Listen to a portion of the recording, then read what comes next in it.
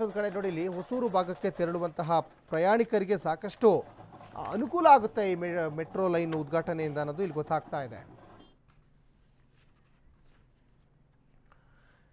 ಈ ಬಗ್ಗೆ ಹೆಚ್ಚಿನ ಡೀಟೇಲ್ಸನ್ನು ನಮ್ಮ ಪ್ರತಿನಿಧಿ ಲಕ್ಷ್ಮಿ ಬಾಗಲಕೋಟೆ ಕೊಡ್ತಾ ಹೋಗ್ತಾರೆ.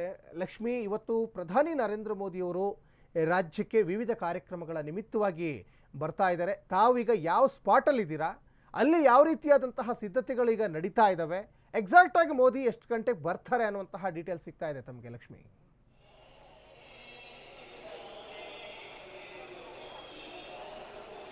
ಎಸ್ ಸಚಿನ್, ಈಗಾಗಲೇ ನರೇಂದ್ರ ಮೋದಿ ಅವರು ಬೆಂಗಳೂರಿಗೆ ಕಾಲಿಡ್ತಾ ಇರುವಂತದ್ದು ಸಾಕಷ್ಟು ಜನ ಅಭಿಮಾನಿಗಳಾಗಿರ್ಬೋದು, ಕಾರ್ಯಕರ್ತರಾಗಿರ್ಬೋದು, ಈಗಾಗಲೇ ನರೇಂದ್ರ ಮೋದಿ ಅವರು ಬರುವಿಕೆಗೆ ಕಾಯ್ಕೊಂಡು ನಿಂತಿರುವಂತದ್ದು. ನಾನಿದೀಗ ರಾಗಿಗುಡ್ಡ ಮೆಟ್ರೋ ಸ್ಟೇಷನ್ ಮುಂಭಾಗದಲ್ಲಿದ್ದೀನಿ. ಇಲ್ಲಿ ಸಾಕಷ್ಟು ಜನರು ನರೇಂದ್ರ ಮೋದಿ ಅವರನ್ನ ನೋಡೋದಕ್ಕೆ ಅಂತ ಹೇಳಿ ಕಾತುರದಿಂದ ಕಾಯ್ಕೊಂಡು ಕುಂತಿರುವಂತದ್ದು.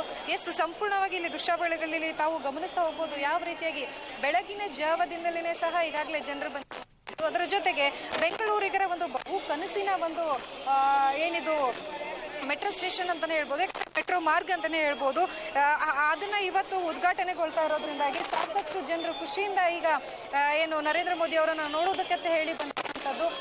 ಅದರ ಜೊತೆಗೆ ಏನು ಅಂತಂದ್ರೆ 19 ಕಿಲೋಮೀಟರ್ ವರೆಗೂ ಸಹ ಇದು ಸಂಪರ್ಕ ಸರಿಯಾದ ಸಮಯ ಅಂತಂದ್ರೆ 12 ಗಂಟೆಗೆ ಬರುವಂತ ಸಾಧ್ಯತೆ ಇದೆ. ಹಾಗಾಗಿ ಈಗಾಗಲೇ ರಸ್ತೆ ಬದಿಯಲ್ಲಿ ನಿಂತು ಜನರು ಮೋದಿಜಿ ಅವರನ್ನ ನೋಡೋದಕ್ಕೆ ಕಾತುರದಿಂದ ಕಾಯ್ಕೊಂಡು ನಿಂತಿರೋದು. ನಾನು ಅವರನ್ನೇ ಮಾತಾಡಿಸ್ತಾ ಹೋಗ್ತೀನಿ, ಎಷ್ಟು ಕಾತುರದಿಂದ ಕಾಯ್ತಾ ಇದ್ದಾರೆ. ಜೊತೆಗೆ ಎಲ್ಲೋ ಮಾರ್ಗ ಇವತ್ತಿನಿಂದ ಓಪನಿಂಗ್ ಆಗ್ತಾ ಇದೆ. 2016ರಲ್ಲಿ ಇದಕ್ಕೆ ಶಂಕುಸ್ಥಾಪನೆಯನ್ನ ಮಾಡಿದ್ರು ಅಂತ ಹೇಳಿ. ಸರ್, ಇವತ್ತು ತಾವು ಇಲ್ಲಿ ಮೋದಿಜಿ ಅವರನ್ನ ನೋಡ್ಕೊಂಡು ಹೋಗಕ್ಕಂತ ಬಂದಿದ್ದೀರಾ, ಏನ್ ಹೇಳ್ತೀವಿ?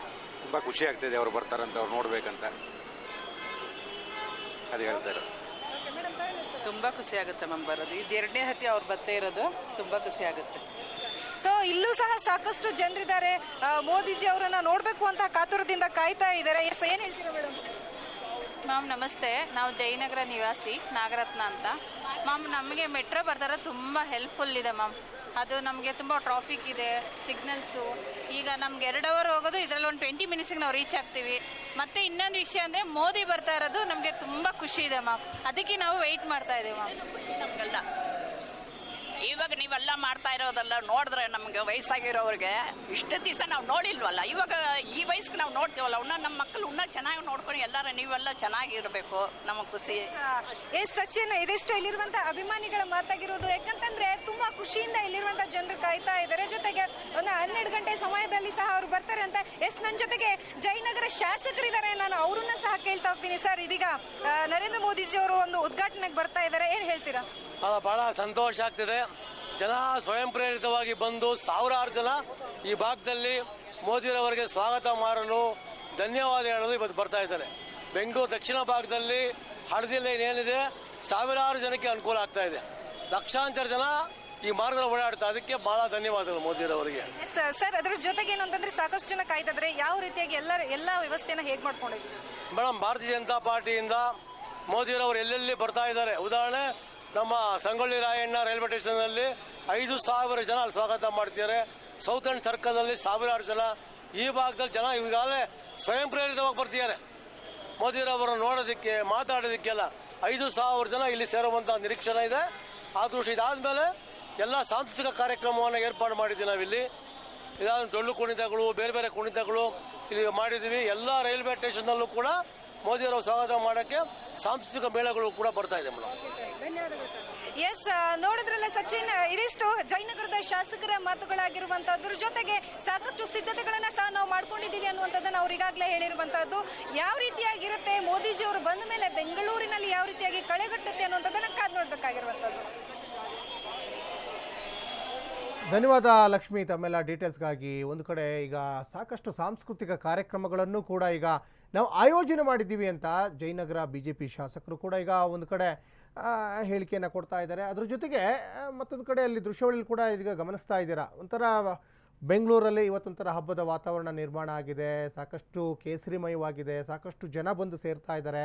ಇವತ್ತು ಸಂಡೇ ಆಗಿರೋದ್ರಿಂದ ಇವತ್ತು ಸಹಜವಾಗಿ ಕಚೇರಿಗಳಿಗೆ ಎಲ್ಲ ರಜೆ ಇರ್ತದೆ. ಅವೆಲ್ಲವನ್ನು ಕೂಡ ಮನೆಯಲ್ಲಿರುವಂಥ ಎಲ್ಲ ಕೆಲಸ ಕಾರ್ಯಗಳನ್ನು ಬದಿಗೊತ್ತಿ ಇವತ್ತು ಪ್ರಧಾನಿ ನರೇಂದ್ರ ಮೋದಿಯವ್ರನ್ನ ನೋಡಬೇಕು ಅಂತ ಸ್ವಯಂ ಪ್ರೇರಿತವಾಗಿ ಸಾಕಷ್ಟು ಜನ ಅಲ್ಲಿ ಬಂದು ಸೇರ್ತಾ ಇದ್ದಾರೆ ಅಂತ ಹೇಳಿಬಿಟ್ಟು ಈಗ BJP ಶಾಸಕರೀಗ ಸ್ವತಃ ಹೇಳ್ತಾ ಇದ್ರು. ಮತ್ತು ದೃಶ್ಯಗಳಲ್ಲಿ ಗಮನಿಸ್ತಾ ಇದ್ದೀರಾ, ಸಾಕಷ್ಟು ಮೆಟ್ರೋ ಸ್ಟೇಷನ್ಗಳು ಕಂಗೊಳಿಸ್ತಾ ಇದ್ದಾವೆ.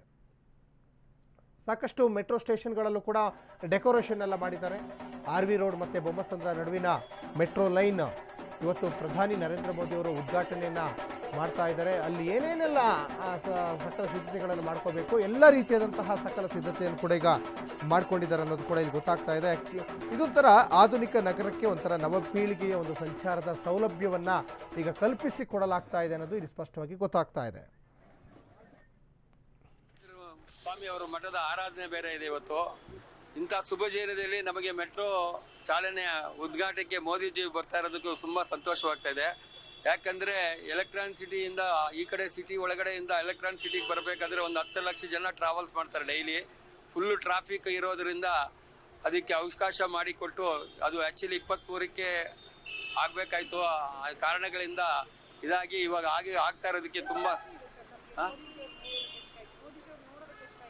ಮೋದಿಜಿ ಅವರು ನೋಡ್ಬೇಕು ಅಂತ ನಾವು ಕಾತರದಿಂದ ಕಾಯ್ತಾ ಇದ್ದೀವಿ.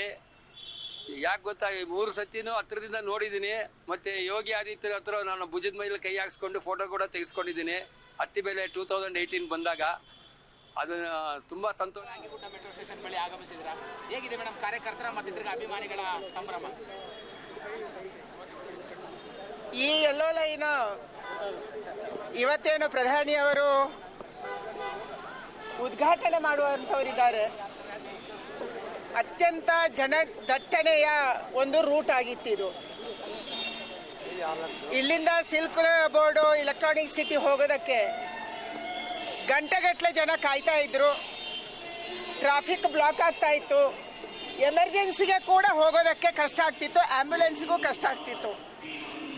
ದೊಡ್ಡ ಪ್ರಮಾಣದ ಆಟೋ ರಿಕ್ಷಾಗಳು, 2 ವೀಲರ್ಗಳು ಮತ್ತು ಎಲೆಕ್ಟ್ರಾನಿಕ್ ಸಿಟಿ ಹೋಗುವಂತ ಓಲಾ ಓಬರ್ಗಳು ಓಡಾಡ್ತಿದ್ವು. ಈ ಲೈನ್ನ ಉದ್ಘಾಟನೆಯಿಂದ ಮೆಟ್ರೋದಲ್ಲಿ ಜನ ಹೋಗಕ್ಕೆ ಸಾಧ್ಯ ಆಗುತ್ತೆ. ಸುಮಾರು 6 ಲಕ್ಷದಷ್ಟು ಜನ ಏನೋ ದಿನನಿತ್ಯ ಕೆಲಸಕ್ಕಾಗಿ ಓಡಾಡ್ತಿದ್ರು, ಅವರು ಮುಂದೆ ಟ್ರೈನಲ್ಲಿ ಓಡಾಡುವಂತ ಒಂದು ಸುದಿನ ಬಂದಿದೆ. ನಮ್ಮೆಲ್ಲರಿಗೂ ಖುಷಿಯಾಗಿದೆ. ಸ್ವತಃ ಪ್ರಧಾನಿಯವರೇ ಬಂದು ಇವತ್ತು ಈ ಉದ್ಘಾಟನೆಯನ್ನು ಮಾಡ್ತಾ ಇರೋದು ನಮ್ಮೆಲ್ಲ ಕಾರ್ಯಕರ್ತರಿಗೆ ಹುರುಪು ತಂದಿದೆ. ತಾವು ಕೂಡ ಈ ಟ್ರೈನಲ್ಲಿ ಮೋದಿ ಅವರ ಜೊತೆ ಮೆಟ್ರೋ ಸ್ಟೇಷನ್ ಪ್ರಯಾಣ ಮಾಡೋದಿಲ್ಲ ಮೇಡಮ್. ಸಾಂಸ್ಕೃತಿಕ ಕಾರ್ಯಕ್ರಮಗಳ ಆಯೋಜನೆ ಕೂಡ ಆಗಿದೆ. ನಾವೆಲ್ಲರೂ ಕೂಡ ರಾಗಿಗುಡ್ಡದಿಂದ ಎಲೆಕ್ಟ್ರಾನಿಕ್ ಸಿಟಿ ತನಕ ಮೆಟ್ರೋದಲ್ಲಿ ಹೋಗೋರಿದ್ದೀವಿ. ಪ್ರಧಾನಿಯವರ ಜೊತೆ ಹೋಗೋರಿದ್ದೀವಿ. ಅಲ್ಲಿ IIITಯಲ್ಲಿ ಕಾರ್ಯಕ್ರಮದ ಆಯೋಜನೆ ಕೂಡ ಆಗಿದೆ. ಪ್ರಧಾನಿಯವರು ದೇಶದ ಹಲವಾರು ಅಭಿವೃದ್ಧಿ ಕೆಲಸಗಳನ್ನು, ಸ್ಪೆಷಲಿ ಮೂಲಭೂತ ಸೌಕರ್ಯಗಳನ್ನು, ಅದು ಮೆಟ್ರೋ ಇರ್ಬೋದು, ರಾಷ್ಟ್ರೀಯ ಹೆದ್ದಾರಿ ಇರ್ಬೋದು, ಏರ್ಪೋರ್ಟ್ಗಳಿರ್ಬೋದು. ನಮ್ಮ ಕಾಲದಲ್ಲಿ ಕಳೆದ 10 ವರ್ಷದಲ್ಲಿ ಸುಮಾರು 100ರಷ್ಟು ಏರ್ಪೋರ್ಟ್ಗಳು ಇವತ್ತು ದೇಶದಲ್ಲಿ ಹೊಸದಾಗಿ ಆಗ್ತಾ ಇದ್ದಾವೆ. ಎಲ್ಲಿ ರೈಲ್ವೆ ಲೈನ್ ಇಲ್ಲ ಅಲ್ಲಿಗೆ ರೈಲ್ವೆ ಲೈನ್ ಆಗ್ತಾ ಇದೆ. ವಿದೇಶದಲ್ಲಿದ್ದಂಥ ಆಧುನಿಕತೆಯ ವಂದೇ ಭಾರತ್ ಅಂತ ಟ್ರೈನು ನಮ್ಮ ದೇಶದಲ್ಲಿ ಓಡಾಡ್ತಿದೆ. ನಮ್ಮ ಮೆಟ್ರೋ ಸ್ಟೇಷನ್ಗಳು ಚೆನ್ನಾಗಿದ್ದಾವೆ. ನಮ್ಮ ರೈಲ್ವೆ ಸ್ಟೇಷನ್ಗಳ ಅಭಿವೃದ್ಧಿ ಆಗ್ತಾ ಇದ್ದಾವೆ. ನಮ್ಮ ಏರ್ಪೋರ್ಟ್ಗಳ ಅಭಿವೃದ್ಧಿ ಆಗ್ತಾ ಇದ್ದಾವೆ. ನಮ್ಮ ಹೆದ್ದಾರಿಗಳು ವಿಸ್ತಾರ ಆಗ್ತಾ ಇದ್ದಾವೆ, ಅಭಿವೃದ್ಧಿ ಆಗ್ತಾ ಇದ್ದಾವೆ. ಹಳ್ಳಿಯಿಂದ ಡೆಲ್ಲಿಯ ತನಕ ಎಲ್ಲ ರಸ್ತೆಗಳನ್ನ ಜೋಡಿಸುವಂತ ಕೆಲಸವನ್ನ ಪ್ರಧಾನಿ ಮಾಡ್ತಾ ಇದ್ದಾರೆ. ಇವತ್ತು ನಮ್ಮ ಬೆಂಗಳೂರಿಗೆ ನಮ್ಮ ಪ್ರಧಾನಿ ಬಂದಿದ್ದಾರೆ, ಖುಷಿಯಾಗಿದೆ. ಇಲ್ಲಿಂದ ಯಾರ್ಯಾರೆಲ್ಲ ಇರ್ತೀರಾ ಮೇಡಮ್? ಈಗ ಯಾರ್ಯಾರು ಇರ್ತಾರೆ ಮೇಡಮ್? ನಂಗೇನು ಐಡಿಯಾ ಇಲ್ಲ, ಆದ್ರೆ ಮಂತ್ರಿಗಳೆಲ್ಲ ಇರ್ಬೋದು ಅಂತ ಅನ್ಕೊಂಡಿದ್ದೀವಿ.